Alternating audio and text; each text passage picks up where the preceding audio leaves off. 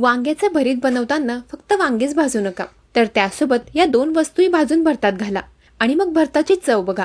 तर त्या दोन वस्तू काय आहेत हे मी पुढे तुम्हाला सांगते. चला रेसिपी नोट करून घ्या.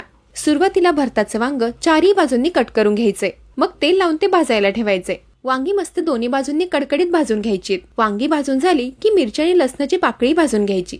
मग भाजलेल्या वांग्यासोबतच लसणाची साल काढून घ्यायची. वांगे मिक्सर मधून मॅश करण्यापेक्षा अशा प्रकारे मॅश केले तर चव फार छान उतरते.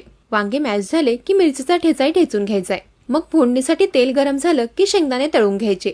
मग भाजलेल्या मिरचीचा ठेचा घालायचाय. ठेचा अर्धा मिनिट परतून झाला की कांदा पात घालायची. कांदा पातही 2 मिनिटं परतून घ्यायची.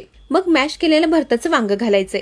सगळे जिन्नस व्यवस्थित मिक्स करून घ्यायचे. मग चवीनुसार मीठही घालायचे. हे सगळं एकजीव झालं की 5 मिनिटं वाफेत भरीत शिजवून घ्यायचे. 5 मिनिटांनंतर झाकण काढून भरीत पुन्हा मिक्स करून घ्यायचे. मग झाकण न ठेवता ते अजून 5 मिनिटं शिजवून घ्यायचे.